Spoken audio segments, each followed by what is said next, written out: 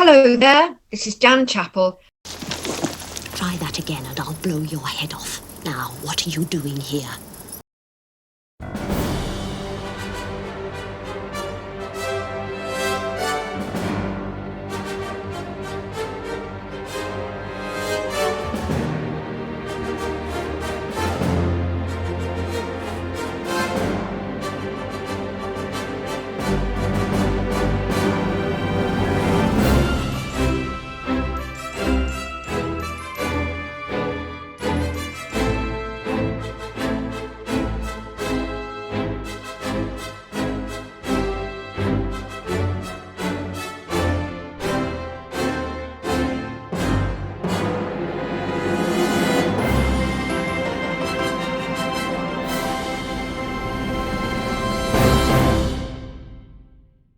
Hello and welcome back to Blake 7 The Way Back.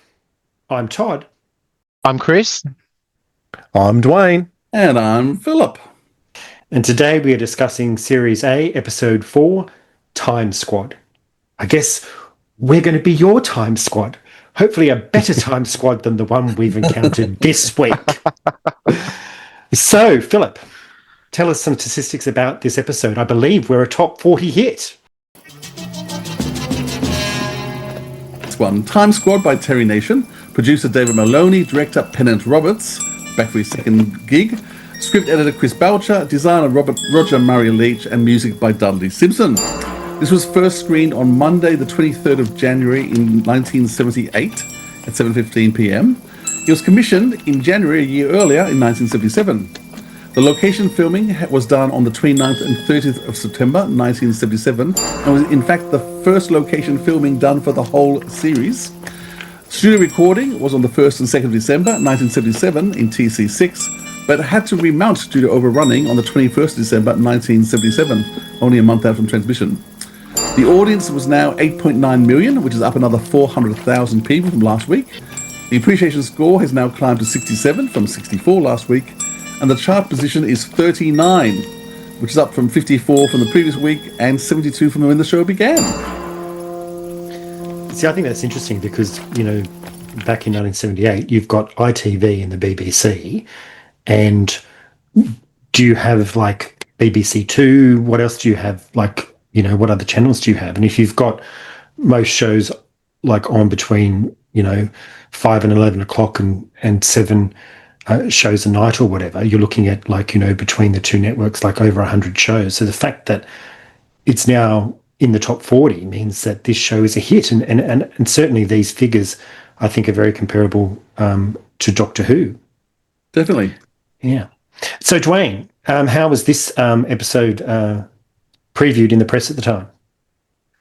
Well, the synopsis reads, on their way to attack the Federation communication complex on the planet Saurian Major, Blake answers the distressed call of a mysterious projectile drifting in space and takes it on board the Liberator. Can his crew simultaneously blow up the Federation's nervous system and face the consequences of returning bodies frozen in time to life? She says quite a lot, actually, doesn't it, about the episode? Makes it sound rather exciting. Oh, yeah.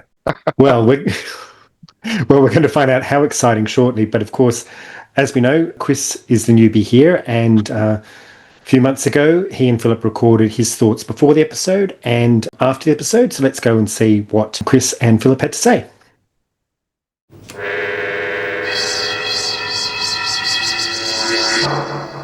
Hey Chris, well, we're about to watch the 4th episode of Blake 7. You've enjoyed the first 3 so far. Let's hope the 4th episode's as good.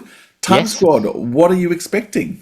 Well, I haven't read the blurb on it, so I have got no idea what's going to happen. I didn't even know what the name of the episode was until you just said it then. Time Squad, I'm thinking, well, I did think that it was going to be some kind of Federation ship, maybe battle from last episode because they sped away from them. So maybe some kind of time storm, some kind of time eddy that they get caught in.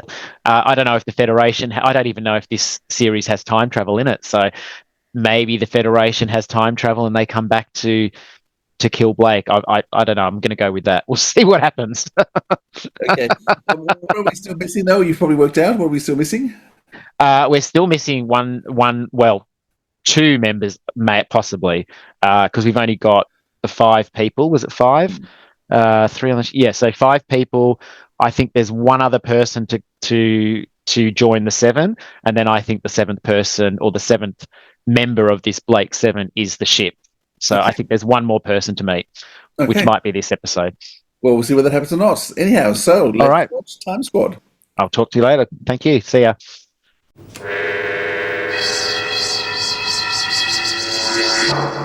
Chris, welcome back. You've just finished watching Time Squad. What did you think? Well, it wasn't anything like I thought it was going to be, but it was good. I did enjoy it again. So we had the 2 split stories, them going across and finding the Time Squad, I guess, the 2 aliens, and then we had them going down to blow up the communication center. I think I actually enjoyed the alien part a little bit more than blowing up the communication part. I liked that one. Finding out about the chip in his head, which, to be honest, at first I wasn't sure what was going on with that, because they zeroed in on his head at the start of the show, and I thought, okay, there's something to do with his head, but I couldn't see the chip, and I think the screen was a bit blurry. It wasn't very clear.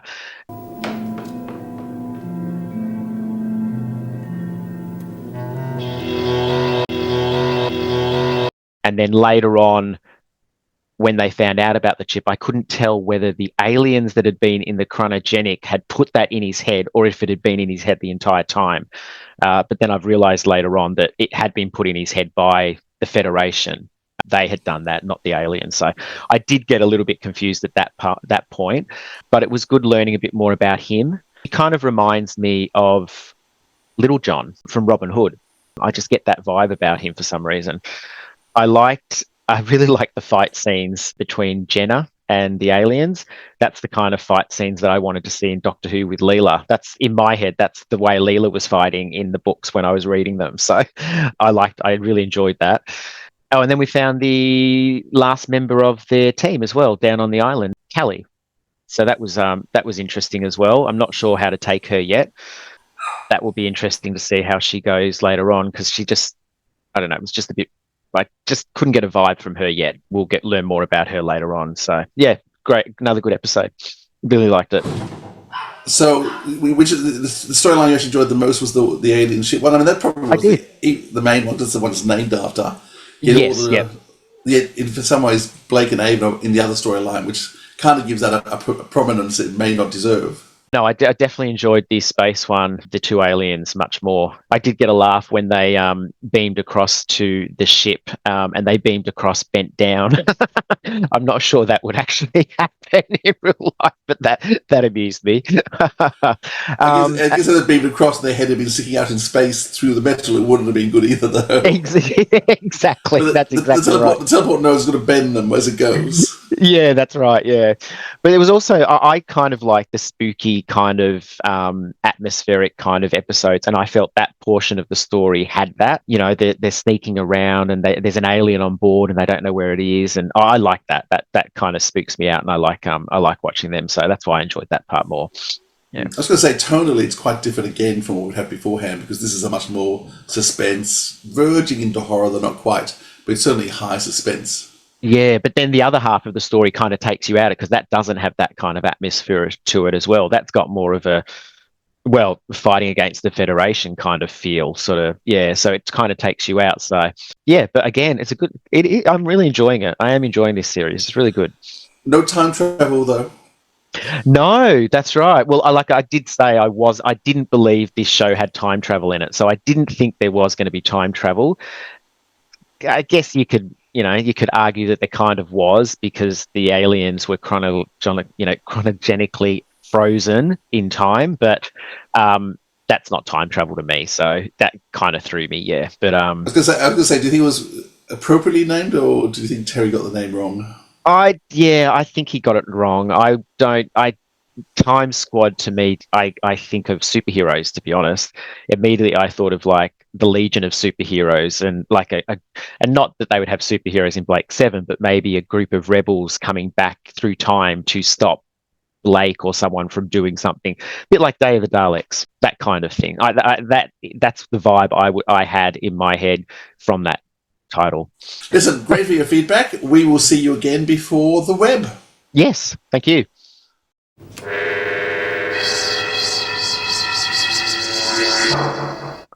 Okay, so that was Chris's thoughts at the time. What do you think, sitting here right now, Chris, overall of this episode? I don't mind it. There are like we've spoken. There was some bad dialogue. There was some good dialogue. Overall, I still quite like the episode. I'm getting the feeling I may have enjoyed it more than some of the other people here. I do think in terms of it's not as strong as the first 3 episodes, but I still really enjoy it. There are some interesting moments, and I think that's got to do with the direction, but I'm sure we'll talk about that soon. But on the whole, I enjoyed it. Not as good as the first 3, but still it does what it needs to do, and we have some interesting growth in character, so I liked it. I have had a subconscious feeling for many, many decades to skip Time Squad, and I'd forgotten why. But rewatching for this podcast, I have remembered why I keep skipping Time Squad. I think it's my least favourite episode of Series A. So as I was watching it, my overall score was dropping down, bit up for there, down. And yeah, I'll talk more about it as we go. But I did not enjoy this one very much at all. I think after I'm revising my score for last week's episode up after watching this. So we'll find out, the reasons why.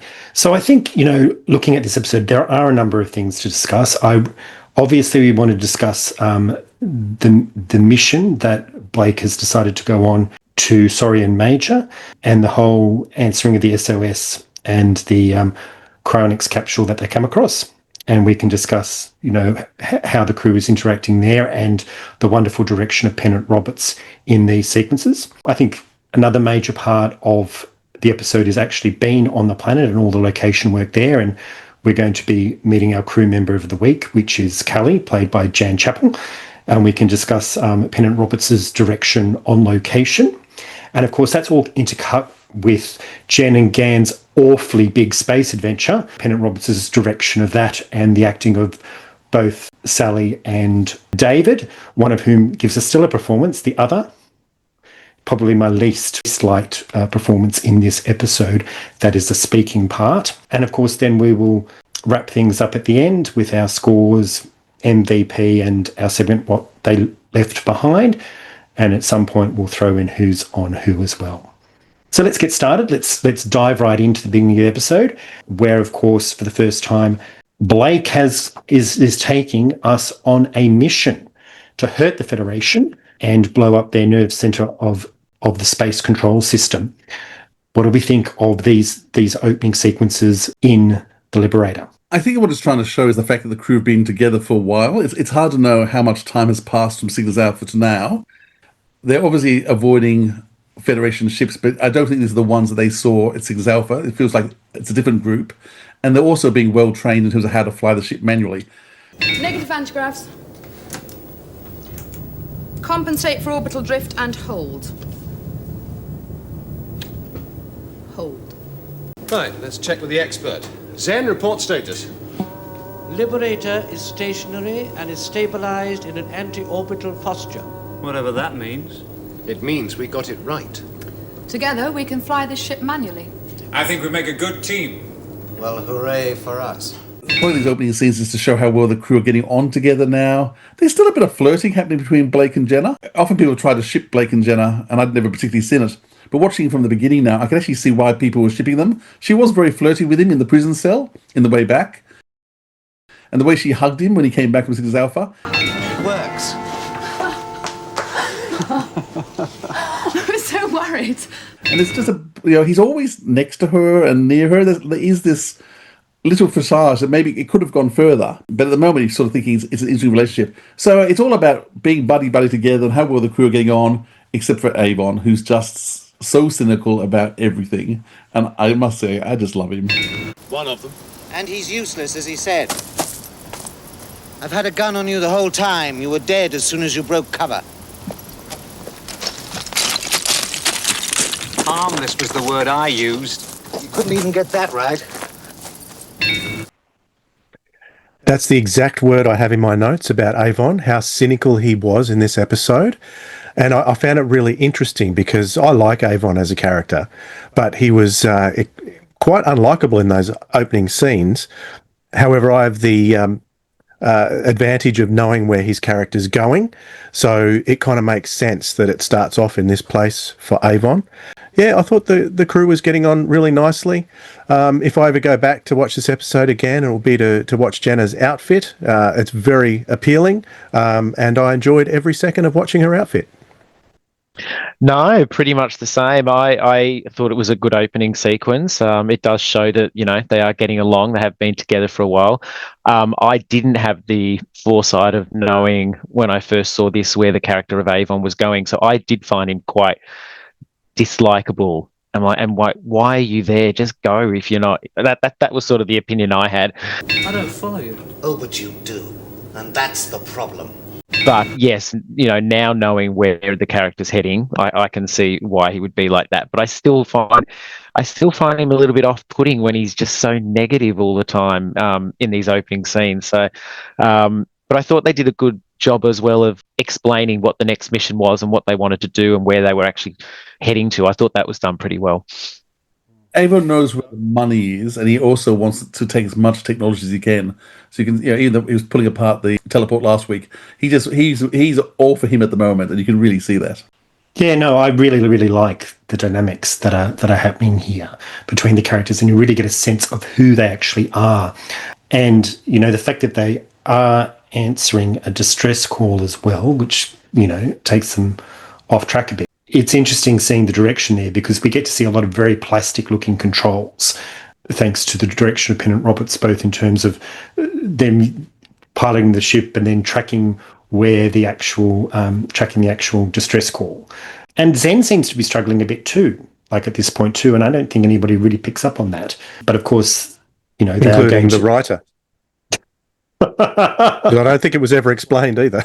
Yeah, no, it's really bizarre. I just kind of think, nobody seems to be commenting that Zen's sort of like slowing down or whatever he was doing. And I'm just there going, I just found that quite sort of bizarre.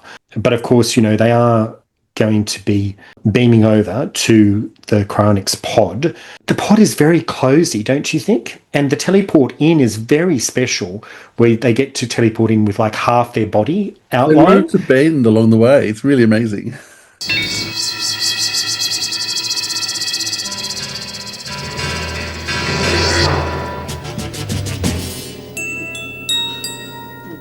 It's another one of those clips from my in-jokes tapes that they put in where it was just half, it's just half their body that you see. Do their legs get cut off? That's what I was thinking. And I kept thinking, these pods are very Doctor Who-ish. Like I'm thinking Horns of Nimon and that sort of thing. Like just they are all put together, with all their little wires and how they actually look. And it wouldn't have been hard to fix. They had already filmed the spaceship scene. So the first things they filmed were all those ones in that little spaceship. So they already knew that when they landed there, they were cramped. And so just a line in terms of, it's going to be small in there, why don't you duck down a bit before I teleport? They could have actually just massaged it already. So it's just those little things that you're just thinking, they're just not quite taking enough care.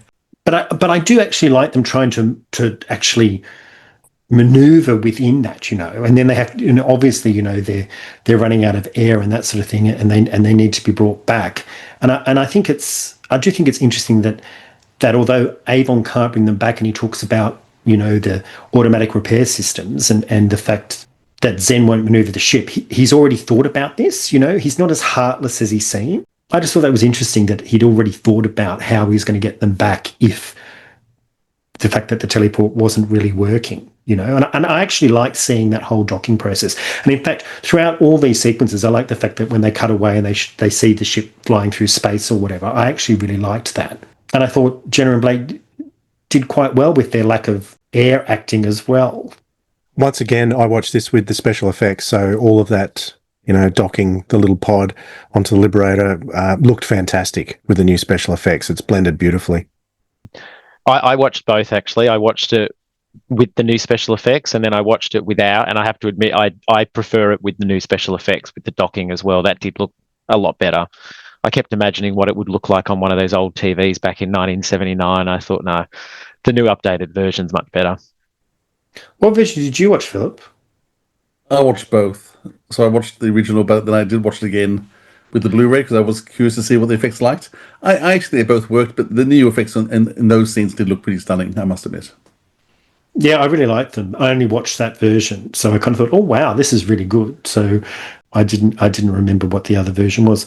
Now, of course, the occupants in the pod are all in suspended animation or cryonics, as the term is used. Cryonics is not new to science fiction. It's been around for a very long time.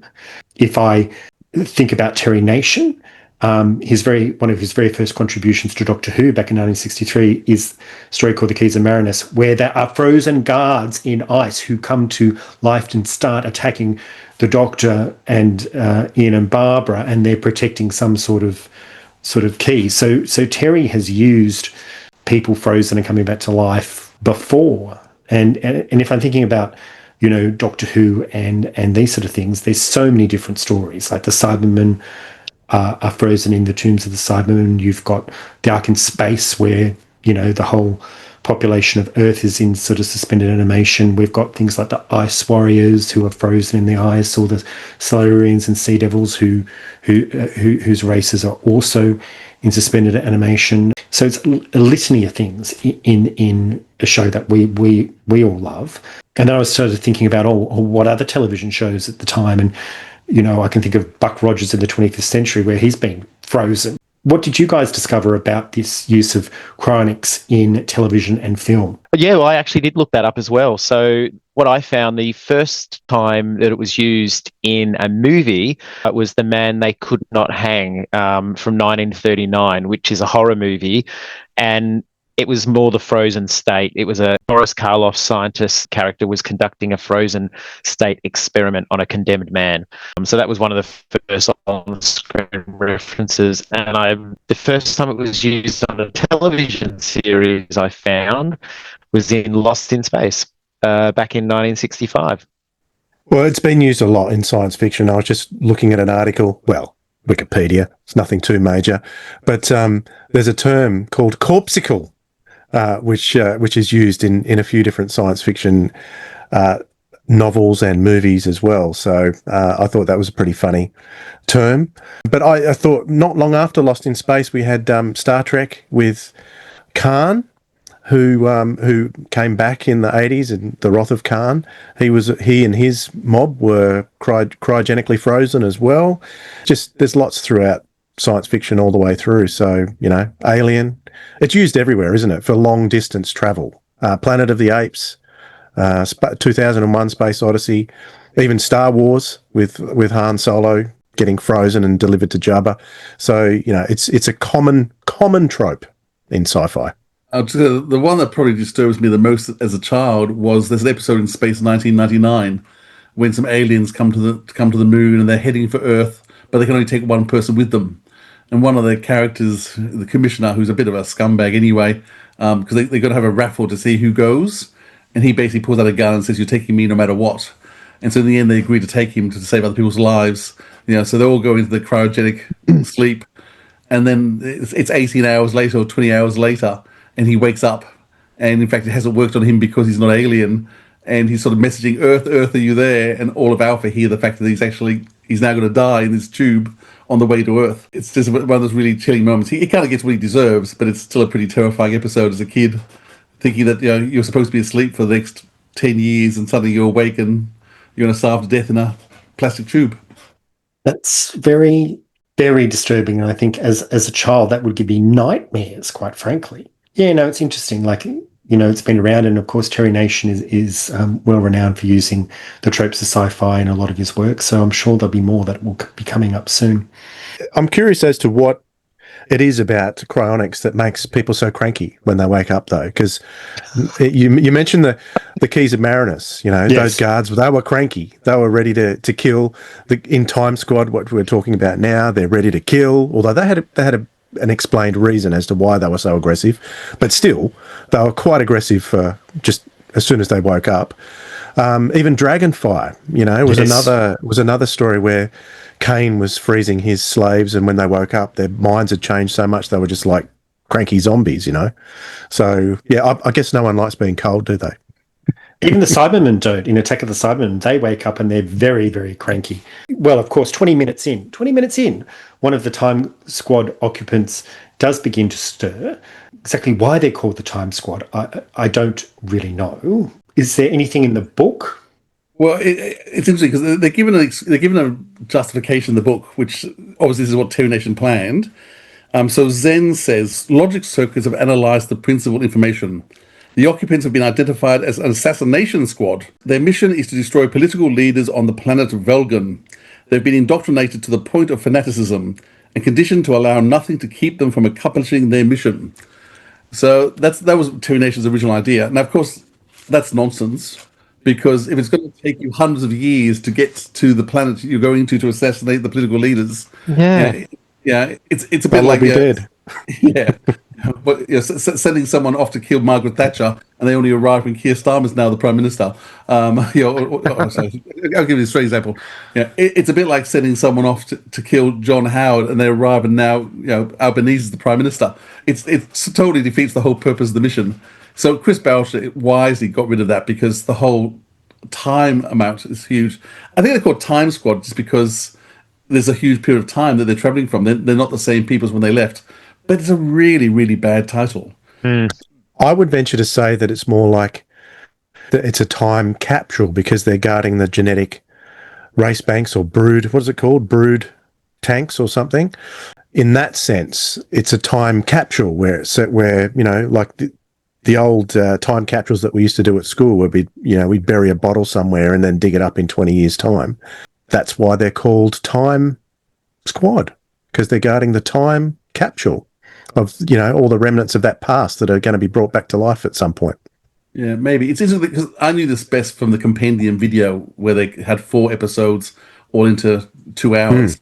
Me too. And obviously with Time Squad being the name of this episode, and the majority of time is actually spent on the ship, the main storyline here is actually that Time Squad storyline. It's Jenna's story. Jenna's the main character.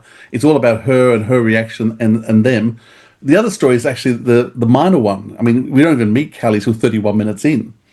So the Time Squad is the main story. But in that video, all the Time Squad stuff was cut out. Like, there's hardly anything in it at all. And everything in the video is everything that happens on the planet. So in my mind, the story A, the main plot A, is actually what's happening on Saurian Major. But when you watch it now, that's not the case. Like, the main storyline is actually what's on the Liberator. But maybe that's why it doesn't work as well. Maybe that's why. But I think the time has come. We need to play Who's on Who.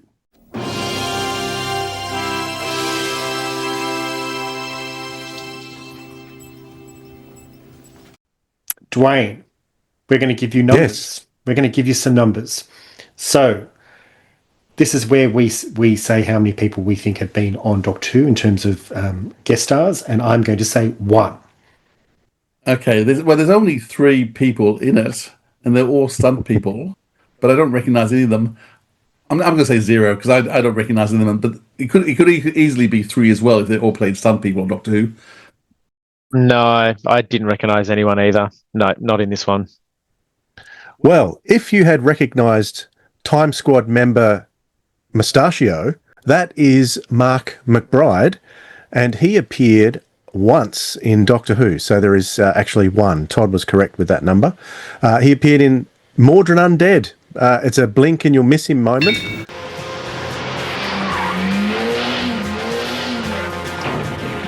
I think he's driving a van of some description in Mordrin Undead. That was it for that episode.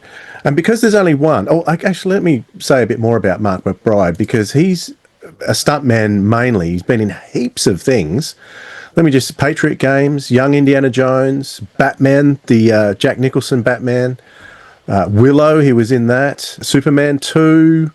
he was in some James Bond, Pink Panther. He's been in lots and lots of different things over the years. I don't think he was struggling for work in his chosen profession. over the years. Because there was only one Doctor Who crossover in terms of actors, I thought I'd pick up on one Doctor Who crossover in terms of a line. Did anyone pick up the fact that towards the beginning, Blake said that he had to get the etheric detector beams going? Does anyone recognise where etheric beams come from? Curse of Fatal Death? Well, yes, it is from Curse of Fatal Death, but the etheric beam locator is something that's used in Genesis of the Daleks. So Nation's recycling his terms as well as his names like Tarrant and things like that. We've got the etheric detector as well. So there's a what's on who as well as a who's on who.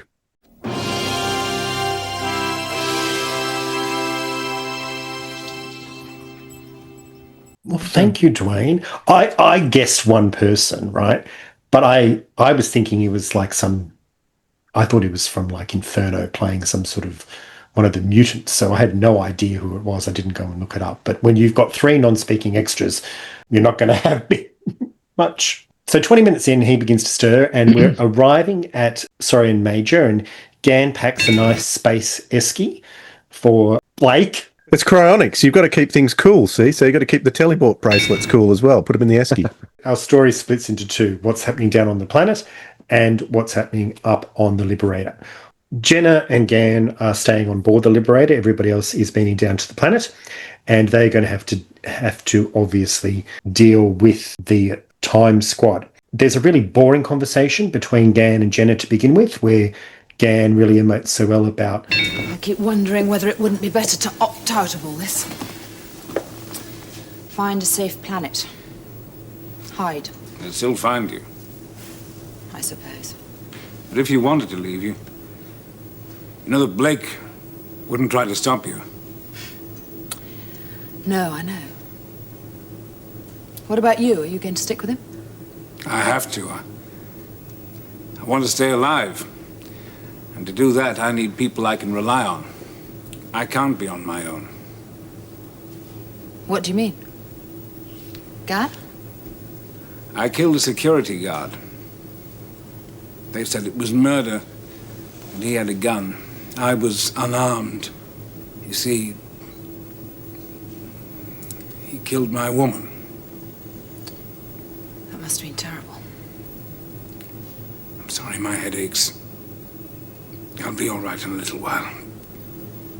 I suppose I should go and look at our frozen friends. Relax. I'll go. Thanks.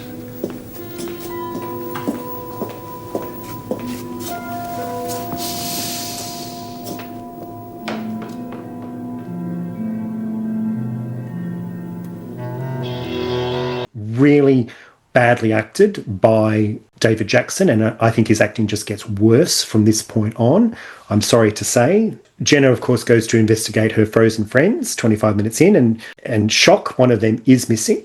Now, this is where I think the episode, if we just concentrate on them, I personally think takes a turn for the worse. A lot of it's to do with Pennant Roberts and his direction. There are some things which I actually quite like. This point of view of her looking around the cargo bay, and we get voice effect and lighting effects, and Dudley Simpson doing his little rattle effect, to try and make it atmospheric.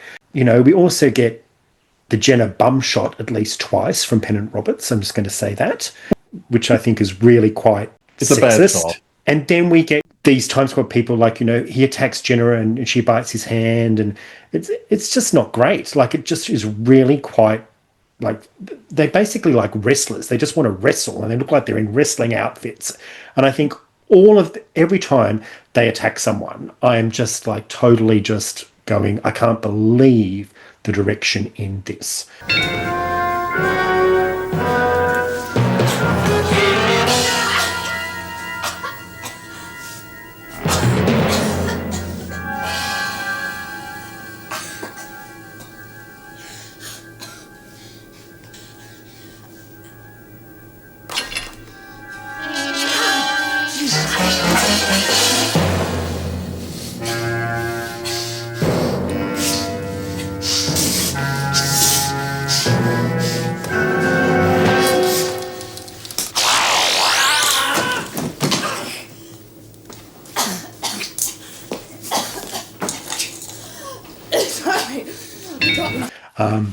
there are some good things. Like, I mean, she gets a big bruise on her arm, and then Gan uses, the eraser device just to erase the mark that's there. And I think that's a nice idea.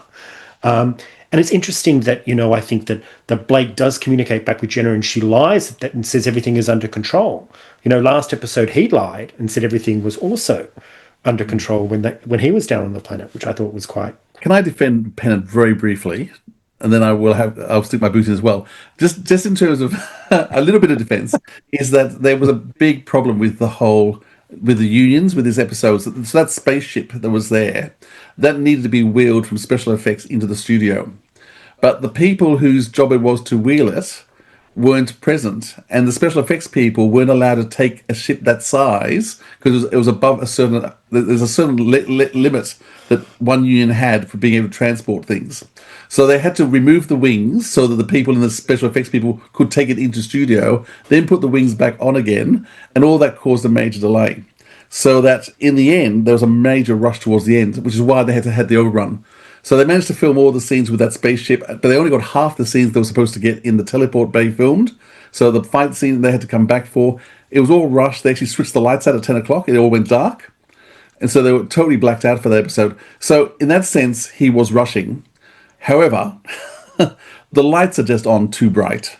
And he just films mid-shots. There's no close-ups. There's no action. You don't see fear in anyone's eyes, which is all his directional faults. So he has lots of faults, but I'll just defend him slightly.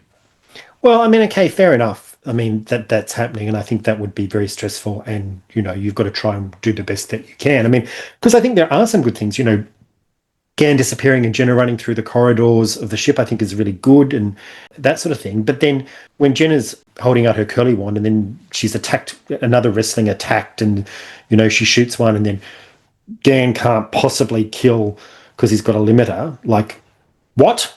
What happened to the last 3 episodes? Has he killed before? I know that I actually went back because people talk about Cygnus Alpha, that he's standing there with a spear there. But I actually went back and watched that, and once again, I think it's lousy direction. It's possible that he's actually taking the spear out of, not Arco, Selman, but whoever was in that room and died. Because when they run out, the camera goes down, and you see it's actually his colleague. So I don't think he would be having a spear stuck in him. Or he could have been taking the spear out of Pamela Salem, his love interest. I just think it's really badly filmed and shot. I'm not sure he's actually killing anyone there. But whether he's killing someone or not, like, he's actually threatening violence in a number of those episodes and playing the goon, right? He's not necessarily out to kill somebody. He's just, I'm going to bash you or whatever. And he actually does use his weight to do that sort of thing and threaten it. But here, he can't just defend. He didn't have Jenna. to kill them. Like, he could have just defended him. Push him away, or he's only carrying some sort of carving. What is that thing he's carrying? It's not a knife.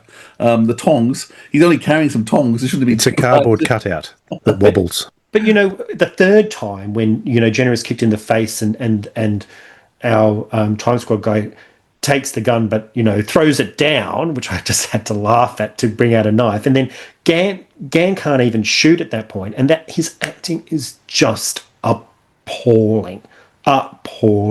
He is the worst of the series regulars, and it's really the fact that you are intercutting with what's going on the planet, and I think Jan Chappell is making a huge impact just straight away as Callie, even highlights for me how bad he is. And I think that Sally is doing a really good job. Like, she's having to be attacked and defend herself and carry all of these sequences. It just struck me while we've been talking why Zen was playing up at the start, because Gan had a line where he said, Zen must have some kind of limiter. Yeah. And it got me thinking, because it'd been so long since I've seen it, I'd forgotten about all the limiter stuff in this one, and I was thinking of the future episode. And so he got that sort of, that line to start with, and then the limiter stuff started coming out pretty quickly. Still doesn't explain why Zen had the limiter, but anyway. I mean, because there's 3 limiters in the show, because there's Gan's limiter, there's Zen got a limiter, which why can't defend, and they also removed the limiter in the reactor at the end to make it blow up. So there's actually 3 limiters in the story, which was probably a bit of overkill. But can I also point out, I might be wrong, and if you don't know, maybe someone can put it in the comments. I think this is the first time in science fiction a limiter is used to stop someone from being able to kill, a brain implant. It becomes a major theme in Buffy the Vampire Slayer with Spike, because Spike has a chip, a limiter put in him so he can't kill anymore. And I believe, I don't watch Babylon 5, but I believe there's also a main character in Babylon 5 who also has a limiter placed in him so that he can't kill anymore. So I think this actually may be the first time, and it becomes a major trope later on in other shows, that a limiter is used to stop someone from killing. Gan does say later on as well that they think that Zen was trying to tell them the entire time that there was a problem with bringing this ship onto the Liberator, and that was and it was the inhibitor that was stopping Zen from allowing them to bring the ship on. You know how they said that they had to bring the ship on manually because Zen wouldn't let them do it? That was the limitator stopping Zen trying to stop them from bringing this capsule onto Liberator. Why does Zen just tell them these guys are murderers, so still let them on board? I guess it doesn't make sense. Yeah, it doesn't make sense, but they did have that line in there saying that. Yeah. That's very Terry Nation. We'll make up a really bad reason to allow the action to go on. You were saying before, Chris, that you didn't like the name Time Squad. I think I've come up with a name for the episode: Unlimited. Yeah. maybe it should be limited. Yeah, that's right. Yeah, enough of the that would have been better. Yeah, yeah. I mean, they do explain. They do have lines there to explain Zen's actions, but I just think it's so clunky and it's so sort of just. It is. Yeah. Sort of forced in there that you just kind of. I just sat there when again it's explained towards the end. You just kind of go, oh, really. Like what you were saying, Philip, couldn't he have just said, oh, beware, this is happening? We wouldn't, but I guess then we wouldn't have had these sequences. I wanted to reiterate what you were saying. You said all the things I wanted to say about David Jackson's acting, but let me reiterate it because I was watching Gan. I like the concept of Gan, the big gentle giant who looks after everybody and he's lovable. I love that. And I like David Jackson, and I watch this character and I want to be rooting for him, but I just can't. It's particularly in this episode. It's just so dire. And I don't know whose fault that is. Is it David Jackson's fault? This is probably his worst performance in the whole series. He doesn't get this bad again, I don't think. Good thing. See, the thing is, I don't remember him being this bad. And I remember quite liking Gan, right? And so I've been losing hope over these last few episodes. Like, I've actually, in every single story, I've just noticed points where I kind of think, really, that's the reading you're giving? And so to be in this one, I just kind of, it's the nadir. It's the nadir. So hopefully it's onward and upward from here and we'll get better performances. I'm not watching that far ahead, so I can't remember the second half of the season as yet. But, I want to turn my opinion around. But when you've got such strong performances from other people in this episode, that it really does, it stands out for all the wrong reasons, which is unfortunate. Zen! Please state speed and course. Cygnus Alpha standard speed. Completed. The Liberator is in stationary orbit 1,000 spatials above the planet's surface. I see. The Liberator. Got that from me. It was something I was thinking. Your thought was acceptant. Well, just before we leave the Liberator and head down to the Cygnus Alpha, Todd and I had the opportunity recently to talk to Murray Leach, the designer of the Liberator and also the set designer on this story, Time Squad. So let's have a little chat with him about what he had to say about Time Squad. And coming soon will be a full interview about all his life and his work, and his Doctor Who work as well. But for now, let's talk to Murray Leach about Time Squad. So, Roger, thanks for joining us to talk about Time Squad. So this was the 4th episode of Blake 7. Your main big set is in operation now for all the directors, as well as the teleport bay.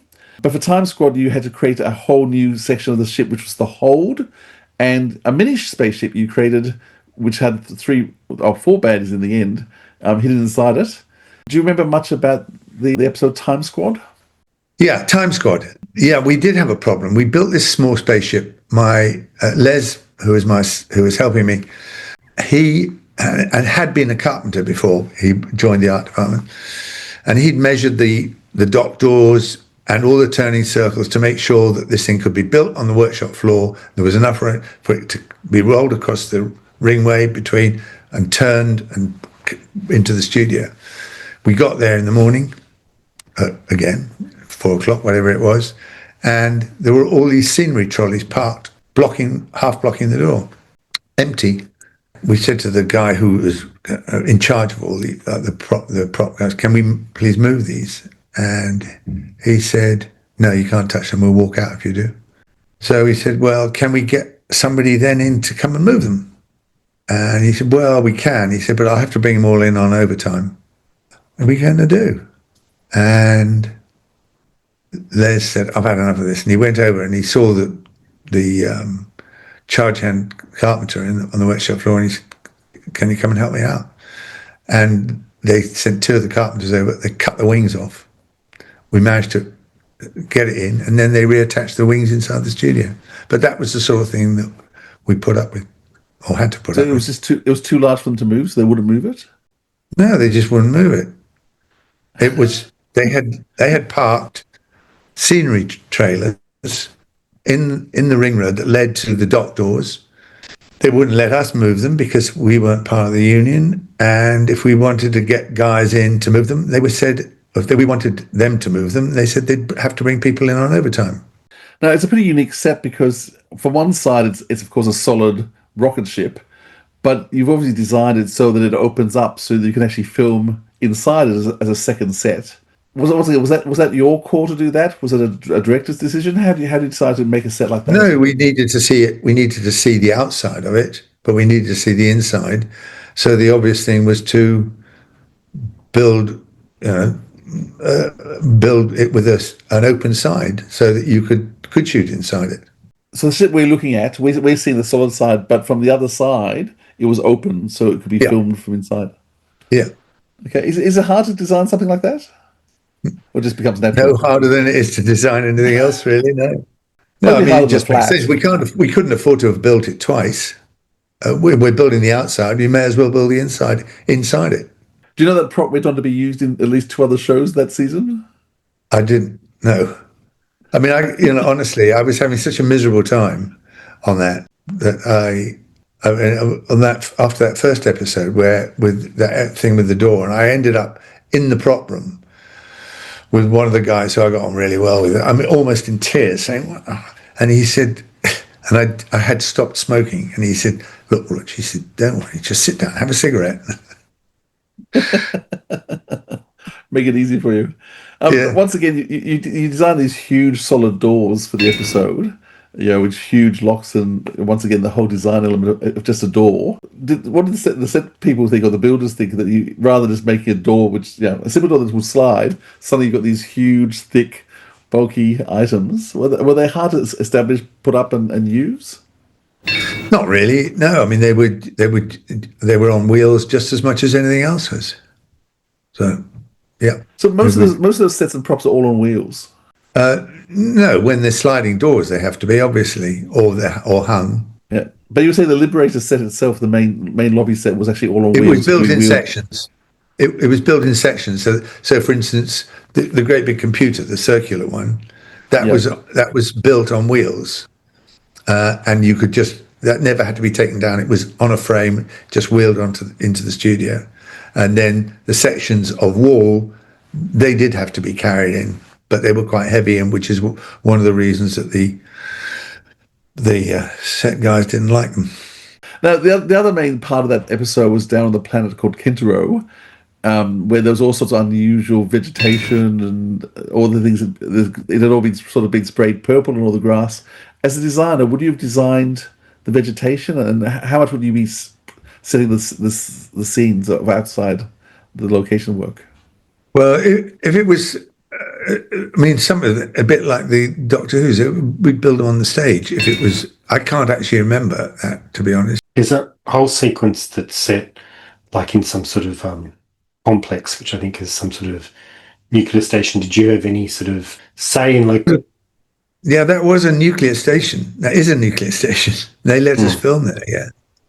But did you ever say, and that's what you wanted, or for this particular? we knew we couldn't afford to build something like that. We found that as a location, and they said, yes, we can let you into certain parts to film this, which is what they did, which was down on the Severn, not far from Bristol. And you were happy running around on a nuclear set? Yeah, well, absolutely. As long as you don't sort of lick your fingers, I suppose you're all right, really. So in terms of repurposing, are you always repurposing what you've created? Not always, but if you can see a good use that doesn't look too obvious, then you will, because we did not have any money. I mean, the budgets were unbelievably small. It was regarded, as I say, just like the sort of Weekly Police series. The fact you couldn't just go out and hire a spaceship was neither here nor there. Everything had to be, or nearly everything had to be built. Yeah.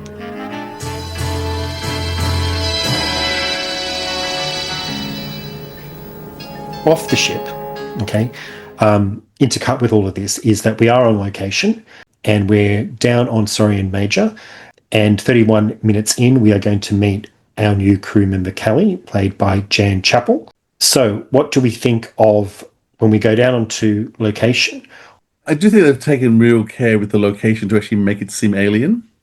That it's another quarry, like Cedars Alpha was another quarry, but these two stories, they've really gone out of their way to try and make it not so quarrysome. And so they've got the alien plants, they've actually spray painted all the other vegetation around the quarry to different colours. You get the lovely Terry Nation little tropes of, intelligent plants that eat you. Have to be careful with the plant life around here. Some of it's carnivorous. Some species even have an intelligence rating. Well, that's a comfort. I should hate to be eaten by something stupid. Which, has come up before. That's one of the things he likes. But those little scenes just make it, with just Villa touching the plant and the climbing, and then Avon's beautiful reaction when he reaches out and below 8 meters cover, he just gently pulls his hand away. It's just beautiful acting going on. But it's interesting, this is now, although they had done one other day of filming in the film studio, so all the tube stuff in episode 2, also by Pennant Roberts, where they'd be coming to the tubes, that and the computer room fight with Avon, that had been filmed previously, but this is the first time on an actual location, and it's the first time Michael Keating's done anything. And I'm not sure if you noticed, he has a slightly soft northern lilt to his voice. I sort of noticed in Cygnus Alpha too, because originally they were going to make him a bit from the north, and in the end they pulled it back and made him RP. So on the ship he's RP, and in the rest of the episodes, for the rest of the seasons, he'll be RP. But he has got that little northern lilt with his voice. And once again, Jan Chappell's voice is very distinctive on the planet. And then once again, they decide when they get to the studio 2 months later, because this is filmed 2 months before they go to the studio, that actually they've decided to change their mind about her voice as well. So there's those little things you can see that they've made little course corrections in the 2 months between filming this and actually going to studio. But yeah, I love the scenes on the planet. They look really stunning, and the red hue I think is really effective on the lens. And I always thought it was a bit bizarre the costume she was wearing. And in fact, the book talks about the fact that she's dressed in military camouflage. And I was thinking bright red, but when you actually take into the idea the planet has this red hue to it all the time, then camouflage would be red. And so the idea that the costume designers put her in red to be in camouflage makes sense on this planet. Yeah, I really like the way they've put this together too. The lens filter in particular, I thought worked really well to differentiate it from just your standard quarry. I love the plants, all that sequence there. The one thing that the Blu-ray's excellent. I love the Blu-rays, the crisp quality of them, the new special effects, but sometimes it also heightens the flaws.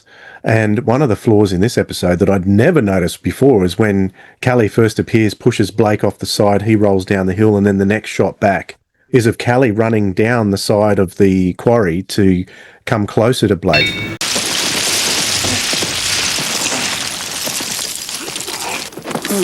And that's actually full frontal of a stunt person. I'm pretty sure it's a bloke with a horrible Callie wig. It's a woman, is it? It's actually a woman, yeah.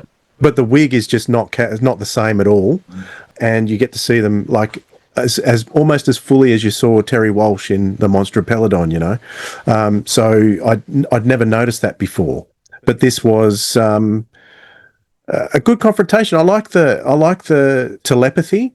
Never really used that much more. It's kind of dealt on. There's a couple of single episodes in, future seasons to come where the telepathy's played on a bit more, but I thought it was really good. I think it's interesting that her very first line is dubbed. Like, it's like, "Who are you?" Right? And so she's had to do that as a voiceover after the fact. And I just think she's got an instant presence, and there's some really great dialogue between her and Blake, and then Avon and Villa, and especially the little flip sort of wrestle that she has with Blake, where they sort of do a cartwheel type thing or whatever it is. I thought that actually was quite well directed. But I just thought Jan Chappell made just an instant impact straight away. And I just found her very captivating in all of this stuff down on the planet, and hearing about why she's there and what's happened to the resistance and all that sort of thing. I do feel like the casting has given you the ABBA effect. Since the early 70s, the every time you have two females, one has to be blonde, one has to be brunette. And it does feel very much they're giving you the ABBA casting with the two females. ABBA was a huge influence on everything that was happening at this stage, and it is so common in Bucks, Fizz, all sorts of bands at the time, the blonde, the brunette, and even TV shows. And here you have two leads, one's blonde, one's brunette, because we can't possibly tell them apart if their hair colours are different.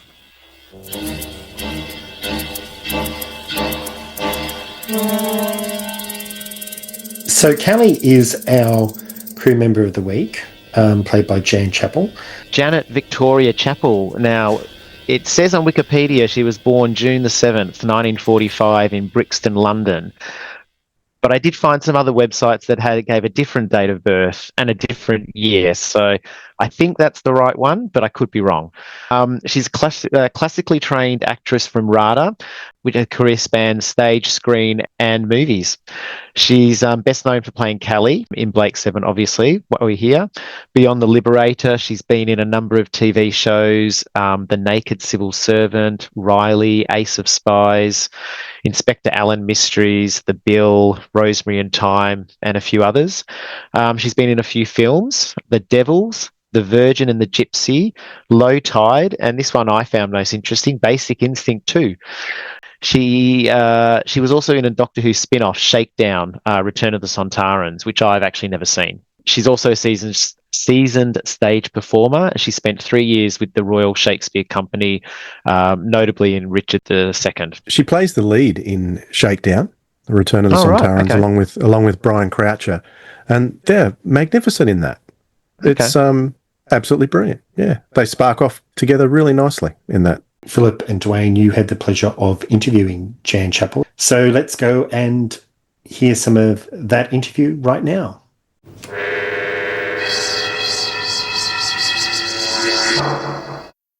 Okay, so how did the part of Callie come about?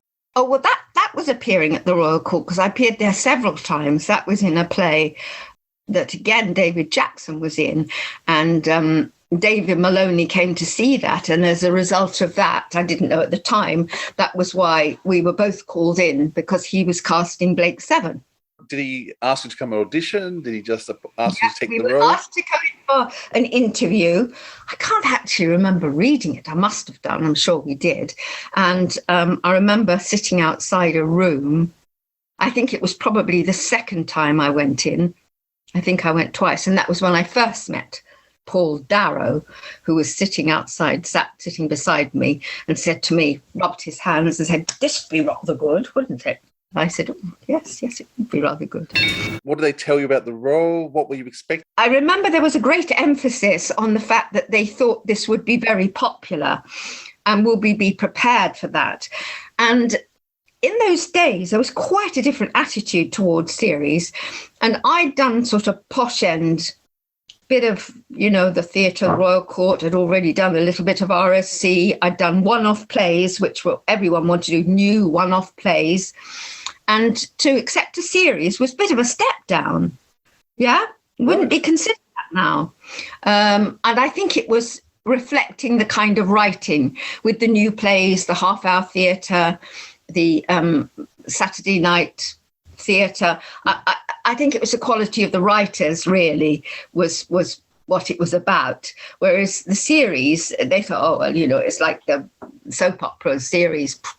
And so, yes, I mean, to be honest, if I hadn't had the pressure of suddenly finding myself wanting to be a mother and having my son, whom I was basically raising alone, I probably would have found it hard to go, oh, should I do a series? It says a bit, what's this series? But in the circumstances, it was an absolute godsend. I was always looked after by God. Okay. So what were you expecting from the role? I mean, it sounds to me like it was a convenient thing for your career, keep your career going, yes, earn money. So it wasn't this is the role you have to play then.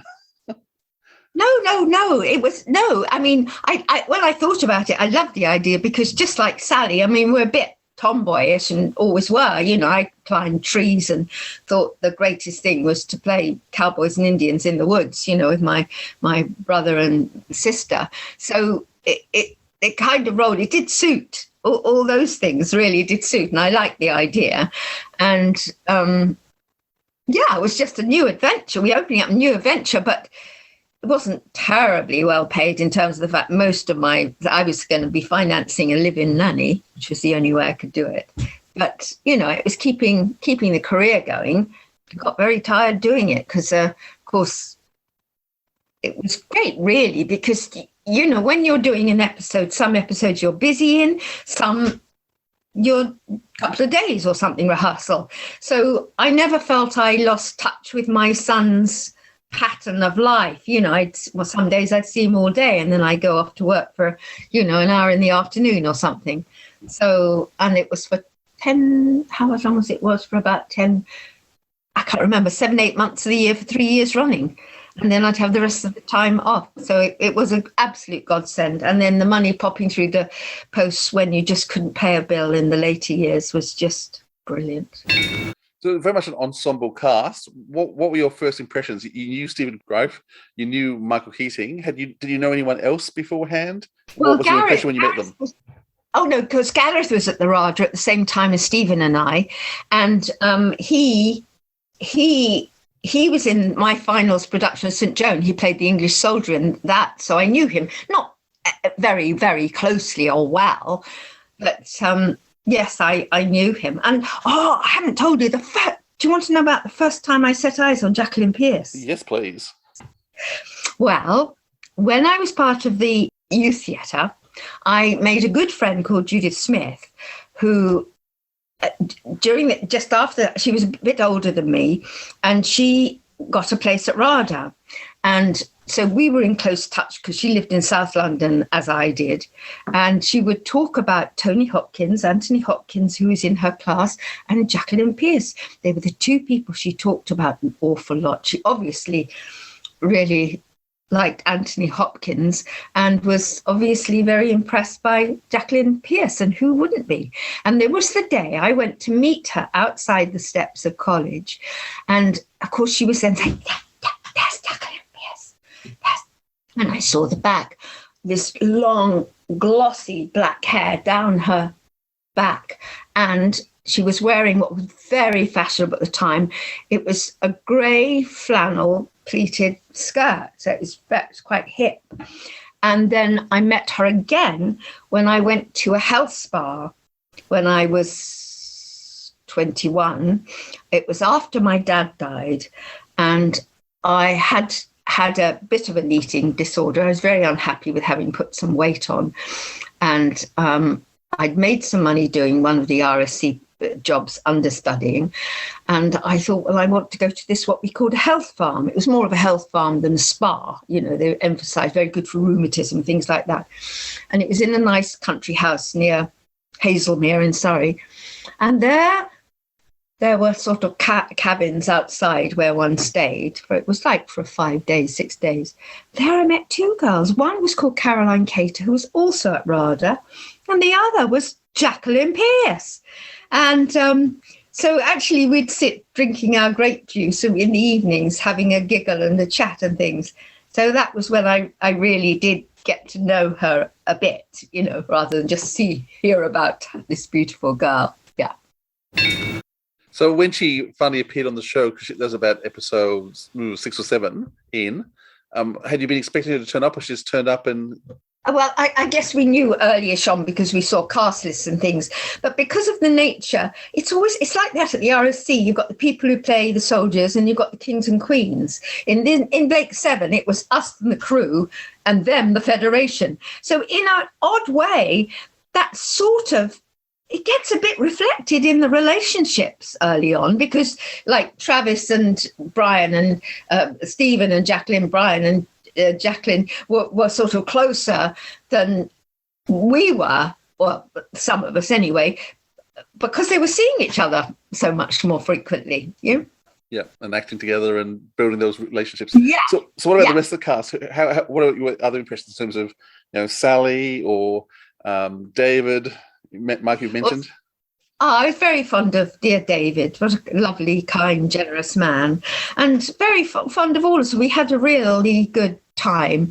And yes, I became a close friend of Jacqueline until she died. I mean, these last years. And I am still a very close friend of Sally's.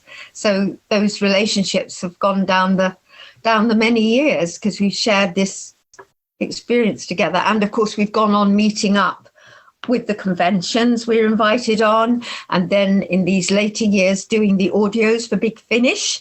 So it's always an absolute delight, kept us together, but we become friends anyway. I mean, I saw Sally 2 weeks ago and we'll be in touch again this week. So we keep in touch, close touch. Did you have any idea when you started this role that 45 years later you'd still be playing the same character? Just unbelievable, isn't it? I mean, it's incredible. I mean, I feel tremendously lucky to have had it there. And as I say, in those years after Blake 7, because it was another 18 months after Blake 7 finished, I couldn't get a telly for life or money.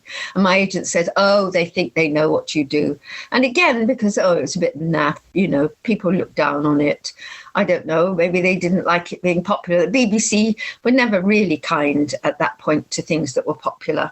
Do you know what I mean? You didn't feel you were treasured in any way. It was all a bit So why do you think Blake 7 has endured so long? No idea. You'll have to tell me. Who are these people that have gone and watching it? I'm not a sci-fi fan, so I don't know. I just think successful series have an ingredient which I think is to do with obviously the writing. It goes through without saying, but that can be very variable and was very variable and continues to be a bit variable. But I think when you've got characters sort of relating to one another and the relationships, you can tell the difference between a close-knit gang who are working on a project when it isn't a team. And I think it was a good team effort, I think.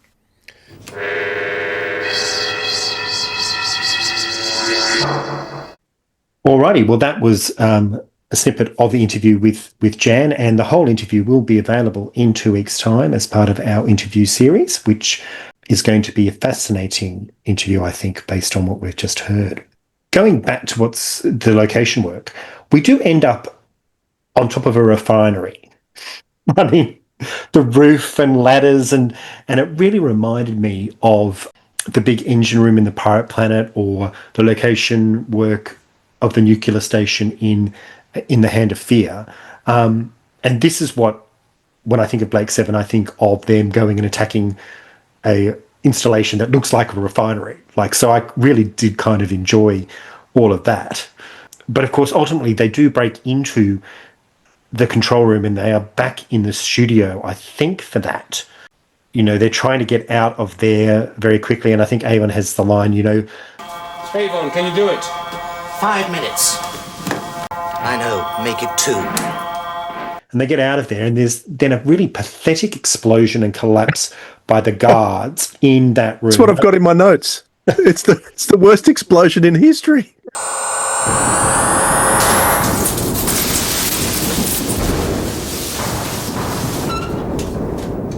I know, I couldn't believe it. They did fling themselves back pretty badly. I laughed at that too.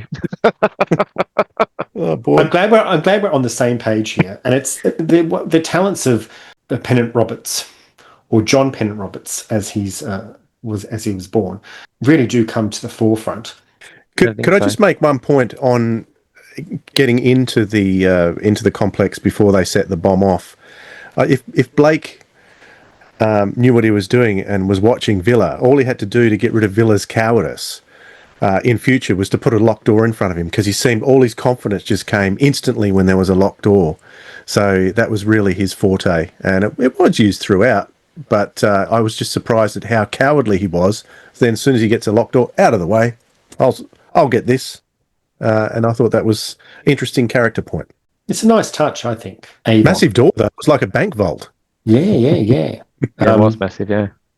Was this the book, Philip? Is this the same in the book, or was there any changes that you can recall? No, that's all much the same.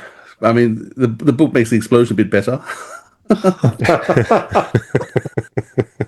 Well, what was the explosion at the end of the movie? At the end of the episode, because they're all sitting around the screen.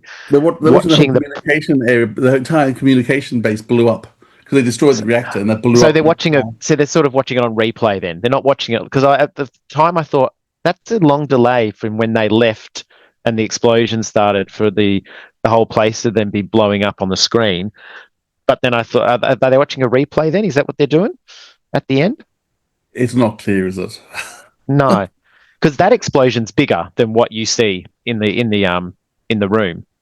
Yeah, it just fades to white. I mean, once again, I'd like to blame the lack of time, because these guards gently throwing themselves to the ground. It wasn't particularly convincing. But I mean, that's the trouble when you deal with extras. They're not being paid much money and they don't put much work in. Pennant Roberts, I just want to talk about him for a moment as a director. I know him best from Doctor Who, and I'm sure you guys do as well. He was born in 1940 and died in 2010, and he began his career as a floor manager with BBC Wales, and then directed a lot of different television dramas such as Softly Softly, Doomwatch, The Odeon Line, Survivors, obviously Blake Seven, Doctor Who, Juliet Bravo, Tenko, Howard's Way. But he directed a number of Doctor Who serials. The Face of Evil, which introduces Leela, about 2 years prior to this. The Sunmakers, which of course has got Michael Keating in it. The Pirate Planet, which is around the same time. The Sharda, the unfinished Tom Baker serial from 1979. And then Warriors of the Deep with Peter Davison in 1984. And Time Lash for Colin Baker in 1985, which of course has got Paul Darrow in it. I'm just going to say this about his directing or these serials. For me, and you might disagree, none of those serials for me, my favourite, right, of the seasons, The Face of Evil, The Sunmakers, The Pirate Planet, are all of a certain good quality, I think, and I like them. But I think there's some really good casting in a lot of them. There are generally his location work, if you look at The Face of Evil, all of the stuff that's done there's a whole, the other studio stuff, of the forest is actually really good, right? But then you suddenly get CSO stuff and the stuff in the later episodes, which I find like Space Corridors, right? A bit boring. The Sunmakers, again, I really like his stuff on location. Then you kind of get Space Corridors and some of the complexes. The complex is quite, cardboard. But there's some good casting in there. The Pirate Planet is, again, I think similar. Sharda, I think there's some great location stuff. But then when you look at the sequences that survive of the Kraals or whatever, I'm not convinced that was going to be the best thing ever. Warriors of the Deep, the way in which he handles all the action sequences in the latter episodes isn't great. But I, having watched it recently, I do think there is some really nice model shots, and even some, like, the actual scaffolding of the set is actually really good. And while Time Lash is Time Lash, and I quite enjoy it, but the Borad, who's the main villain, is really good. But then there's other aspects of that production that just don't work. So I just kind of think, with Pennant Roberts, it's very hit and miss within an episode, and he's going to come back again. Yes? Yes.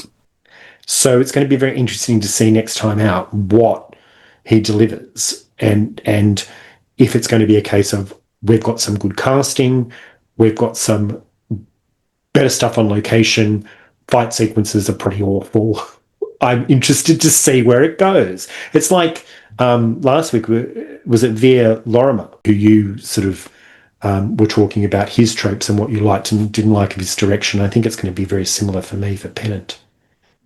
I mean, Louise Jameson says Pennant Roberts is her favourite director, but that's based on Tenko. So he cast her into Tenko, and also he did a lot of episodes on Survivor. I think when it's small personal dramas between characters, I think he handles that well. I'm really not sure he's cut out for action or sort of the sort of thing that happens in both Doctor Who and Blake 7. I think, he generally gets things done well. I mean, he had an overrun with this, which is very unusual for him to have an overrun. But I thought it really wasn't his fault. There was a battle between unions and what was happening with the whole television at that stage. But as I said, a number of actors say that he's one of their favourite directors because he's very personable and an actor's director. But yeah, special effects, action, not good. Maybe it's a science fiction setting. Like maybe he's better with, as you said, the one-on-one sort of interpersonal stuff. And if it's a real situation as opposed to space acting. All of those stories that you mentioned, I enjoy for the characters, the direction of the characters. In the last couple of days, because we interviewed someone involved with it, I've watched Time Lash. And Time Lash is a fascinating story because it's just so crazy. But the characters are really interesting. There's many elements in Time Lash that are almost unwatchable, but the characters is what make it interesting. Same with Sunmakers. What fascinating characters all the way throughout that. Pirate Planet was the same. Maybe Sharda, probably the weakest, I would say, for me personally, I find, because I just think it went far too long and I was very, very bored by a lot of it. Didn't keep me going with the action. I guess the cycling scenes through Cambridge, they weren't too bad. That's probably maybe some of his best location directing in Sharda. But it's character that what stands out to me when I see his name at the director's credit. I see where you're coming from with that. I think his production values in all of those stories, there's some aspect of production that either fails or looks cheap. And that too, in the late 1970s, of course, is to do with the huge inflation stuff that's going on in Britain and the restrictive budgets of science fiction shows such as Doctor Who and what they were up against. But yeah, I can honestly sit here and say that I wouldn't be sitting down and saying any of those stories is an out and out classic for me, and that does say a little something, I guess, in terms of a director. Before we head into sort of the conclusion of the story and the last few minutes, is there anything else that we want to talk about? Well, I noticed with the costumes, and Dwayne mentioned it, so I think Jenna looks great. I like her costume as well. But she's the only one until Kelly comes in with her red that's got any colour out of everyone. Everything else is beige or brown. All the guys, even the Time Squad, they're all the same cut. They're browns and greys and beiges, and so are all the guys on the ship. I just thought that was interesting that she sort of sticks out like a sore thumb in all this sea of beige and brown, and then there's her with her purple pants and pink and paisley tops. Just wait till you get to see Series C. There'll be a colour explosion by then. Don't worry about that. Oh, we're turning down the brightness. A couple of things I know along the way, just in terms of, I'd always thought of Callie as this warrior fighter and thought often she was underused. But what became apparent in this, even though she was part of this group of people who were going to send to destroy the communications zone, when they actually talked to her and she says, she just said she was in communications. So in fact, she was probably just a geek. She was just probably this sort of technical geek person who was there to assist and support the fighters. She actually herself wasn't particularly a fighter. And part of the reason, Blake overcomes her pretty easily. If she's this big fighter, why did she get overcome so easily? I was thinking, well, actually, she's actually designed to be a communication specialist. Then no wonder she's not actually a big fighter. And in part, that's not really the role she comes to play in the show. It's just that there was, as I mentioned before, that sort of jealousy between her and Jenna. So even Jenna's line at the end. Seems to me it should have taught us something. Something about the wisdom involved in bringing aliens aboard. And then there's a close-up of Callie's face while that's being said. And so it's almost as if they're starting to play already, because, Callie and Blake have got this bit of reaction, and Callie thanks Blake and telepathy. That should give them problems for a while. You have my thanks. Pleasure. And you'll stay with us. It's almost as if at that stage they're playing with Jenna being a bit jealous. I'm not sure that's going to go anywhere, but there's that sort of element being played there. So I just thought that was interesting to note as well. And just another Terry Nation trope while we're on them.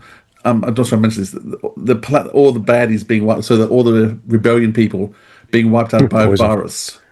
Just so that's such a Terry Nation thing. They released a virus into the atmosphere. They all died, but because I'm alien, I survived.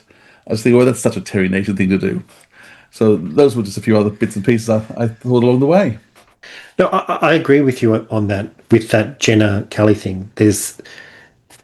And I guess it also goes down to the Avon lines as well. There's little things here early on where it's not quite as what they will be. And I always think that's interesting in a series when it's early on in the run, just to see the paths not taken, and little things that could be set up but aren't quite as the characters as we remember them. I guess we'll have to come up with a new segment, Terry Nation tropes moving forward with the rest of this season. Can I say the bizarre thing is that it almost feels like each episode's written by a different writer, because sometimes the follow through you'd expect of the characterizations and things aren't there. And you sort of think Terry Nation actually wrote these 13, in fact 14 scripts in a row. You would think he'd be consistent with his own characters, but he's not. So, Villa in the very first episode was quite tough and hard-bitten, and then suddenly he becomes a coward in the second episode. Here he's more resourceful. His characterizations aren't consistent, even though it's the one writer, which I think is really strange. It's also strange that you also got a script editor as well, who's trying, Chris, I think, does a great job. We don't know how much he fleshes out these scripts. Maybe we'll find out towards the end of the season, but he's also having to get to grips with these characters and try and give them a consistency, which I think he's trying to do. I think in part he's actually fighting against Terry's direction, and he's actually got a slightly different vision for the characters than Terry has, and so I think we're going down Chris's path more than we're going down Terry's path. Interesting. I think it's interesting too that Callie says, "I cannot return to my people. I have failed." It's sort of like, well, really? Okay. But it's nonsense. She succeeded. They blew up the thing.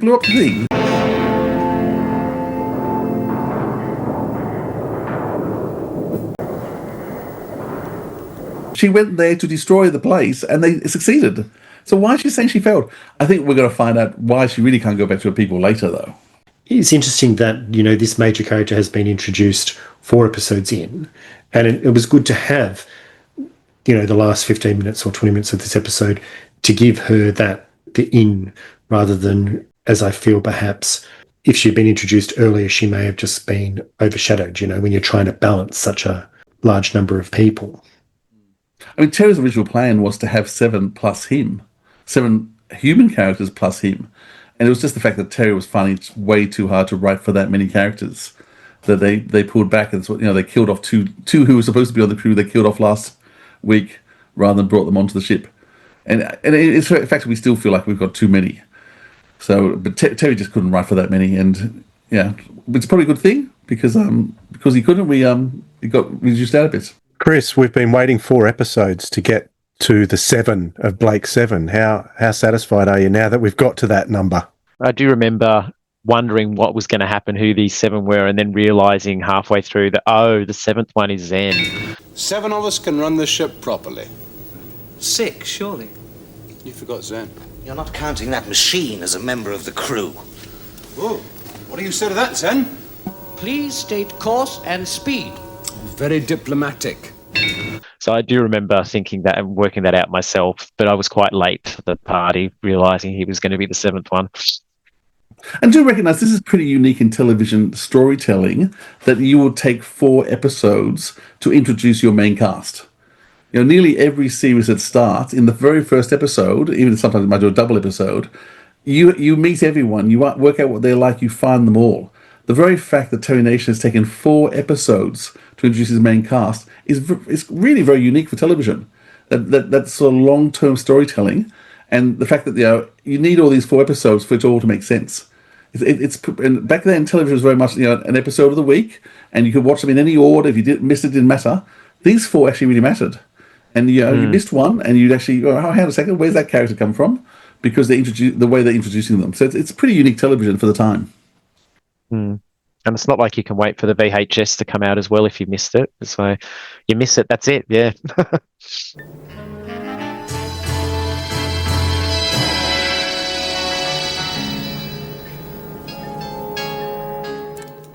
What happened next? We have a segment called What They Left Behind. So the communication system base is all blown up and we're moving on. So in our opinions, now that Sorrento Major has been blown up, what happens next behind the scenes? Well, can I say firstly, it really does show a pretty major act of terrorism rather than freedom fighting. Because as much as we always saw were guards in this communications base, it was a communications base. It would have been filled with people who were just technicians just doing their job. And Blake has come in and blown up hundreds of innocent people in an act of terrorism. We don't contemplate on the fact that these are all innocent people who are working here. Maybe the guards who work for the Federation aren't so innocent, but everybody else in that base is just a worker who's just been blown up to smithereens. Also, we're told at the beginning that this is going to, blind, cripple, and dumb them. Does Blake actually know that's not going to do that? Because obviously it is an irritation, but it doesn't destroy the Federation communication systems, or certainly not for very long. And so, is Blake actually lying to the crew by saying we need to go and do this because it's going to help us save us down the track? Or is it, once again, it might just be Terry Nation sloppy writing and just a justification to go to battle? But it just interesting. But in terms of what happens next, well, Sorrento Major technically is destroyed. It should have blinded, deafened, and the Federation, but it doesn't seem to have done that. I don't know.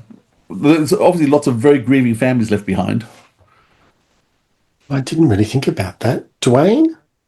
Well, I suspect, based on the initial explosion in the reactor room, that the main explosion was not as bad as we thought.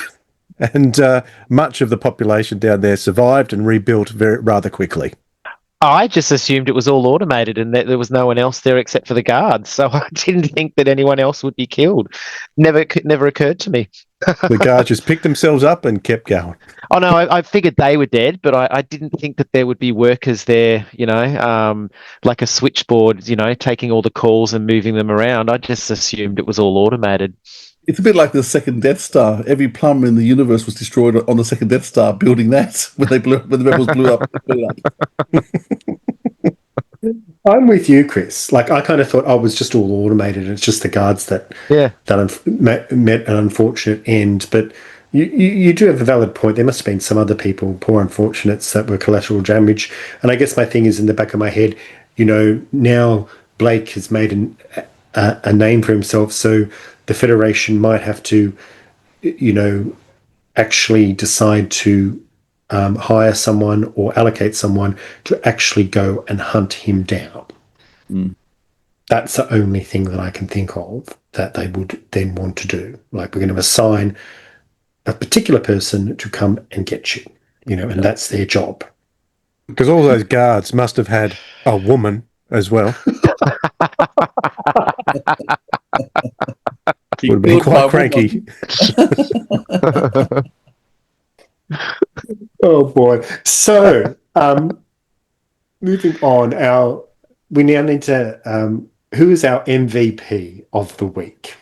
I'm going to say Jenna. I quite enjoyed it. Was interesting before you saying that when you first saw this, most of her parts of her story had been cut out, and so you thought the planet was the main story.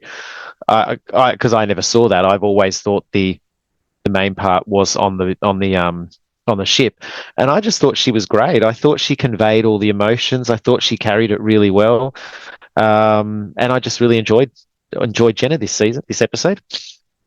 Well, obviously it was David Jackson. No, it's not David Jackson. It was a very tough call between Jan and Sally, isn't it? So, but I think to be Callie would be my pick. I think she had a lot more to do than Callie, even though Callie's first impressions were really good. So yeah, I'm going to go with Jenna. Oh gosh, we're all going to be boring. I'm saying Sally Knyvette too. The episode is actually named for her plotline, Time Squad. It is about her storyline. And what I love about it is the fact that she's such a strong character in this episode.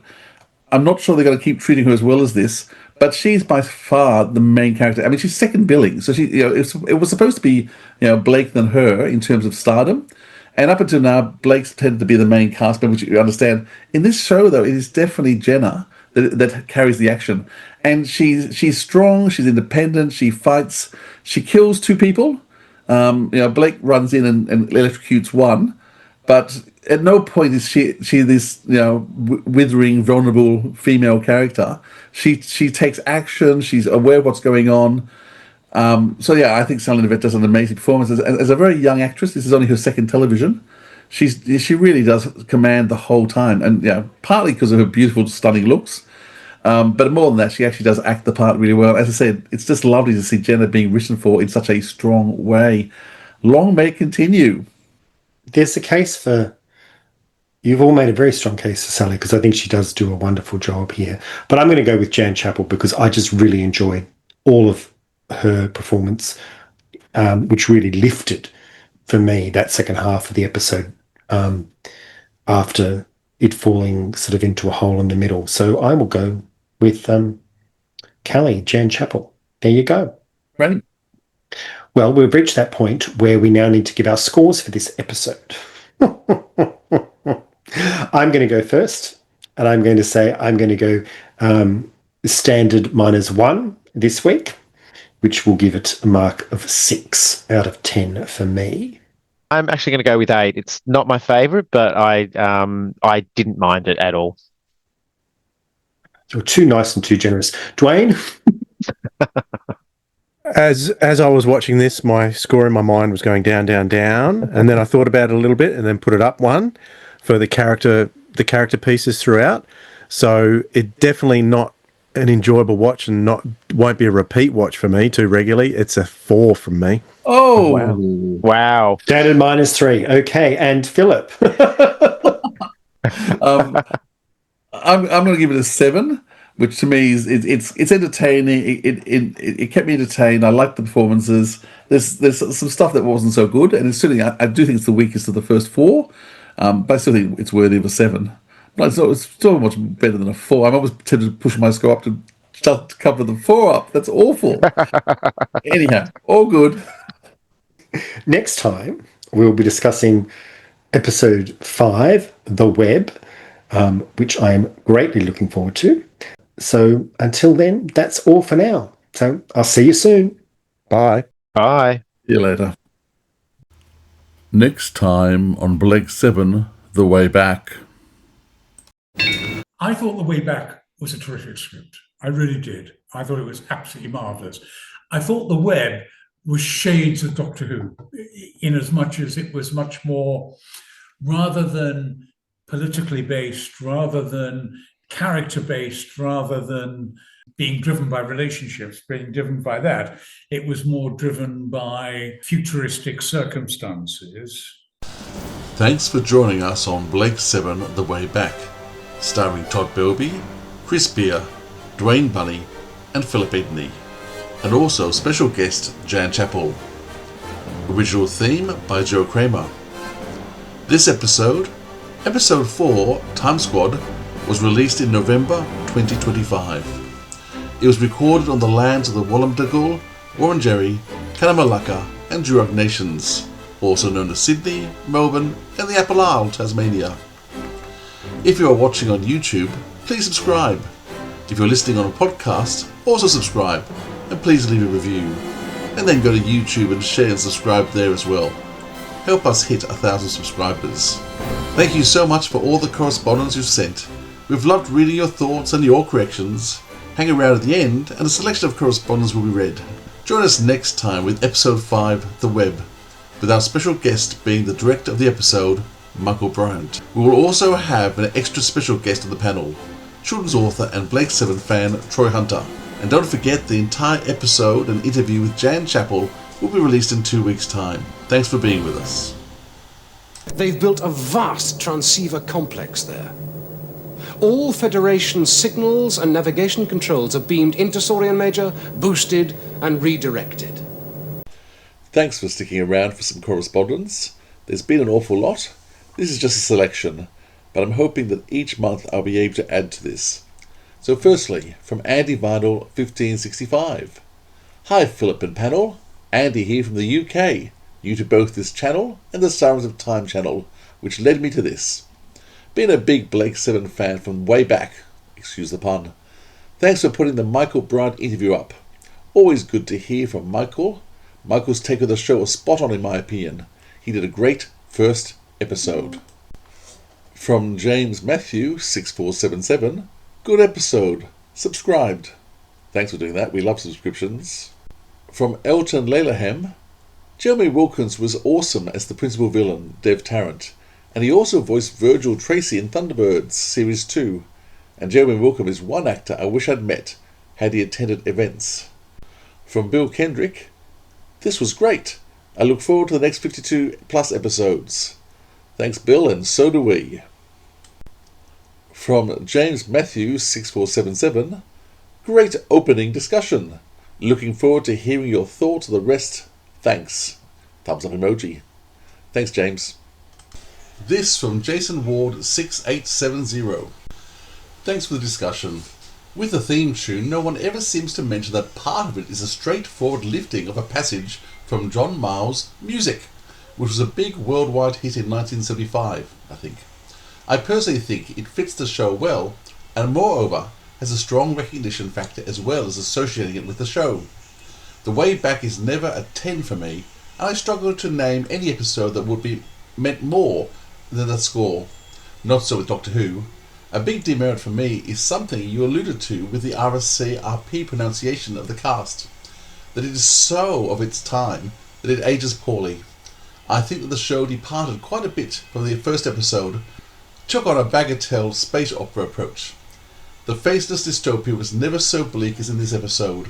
The shock of the massacre at the beginning was never really repeated. Thanks again, and greetings from Jamaican Beach, Thailand. Well, it's great having someone from Thailand, and also I went and looked up that piece of music that you said by John Mayall, and you're right, it's a straight lifting. JK Mac 625. The first time I watched this episode was also from the heavily edited The Beginning compilation VHS, and I remember finding some of the court scenes very confusing, especially that shot when it mixes between Dev Tarrant and Tel Varren. I thought Blake was dreaming that they were the same person or something along those lines. The first time I watched this episode in full would have been the unedited VHS release in the early 1990s, which helped fill in the gaps of the storyline and made it a lot less confusing. From Enlightenment 789, works as a nice fan commentary with the sound turned down and to watch with subtitles. Well, I hadn't thought about doing that, but I'm glad it's working for you. At Steve Biggs, this is a correction which I did make, and I'm sorry about this one. Glenn Owen was not Owen in Star Wars. And I replied, wow, you're right. I always thought it was the same actor. At James Ward 6870, said Philip Edney, if it was him, he would have been in Star Wars, Doctor Who, and Blake 7. As it is, Leslie Schofield, rake in this episode, takes that unique accolade. Edited, not unique, see below. And he's come back with, I just checked on Gemini. Also, Julian Glover made all three as well. And Nick Breeze 50, really enjoyed that. She's lovely. That's the Sally Knyvette interview I think he's talking about there. And yes, Sally Knyvette is lovely. At Mike Basil 4832, I liked you, Sally, as Jenna, and I wish they'd given you more to do on the show. Well, she had a lot to do in some episodes, but yes, even more would have been good. At McGrail, Ibs 5FO, Pamela Salem was sublime as the Sorceress Below in the children's TV fantasy series Into the Labyrinth. And Simon Curry 5336 said, I agree, and for what it's worth, I think Pamela Salem was sublime in everything she did in the 1970s and 1980s, regardless of whether the film or TV series she was in, it was good or bad. And I agree, Pamela Salem was always sublime. At Teddy Sounds, rewatching at the moment, and literally watched Cygnus Alpha last night. I remember watching this in the UK when it first came out. These streams are really great. Thanks. You're welcome, Teddy. Happy to be doing them. Hope you join and watch more. Well, that's all for now. There'll be more correspondence to come next episode. Thanks for staying on.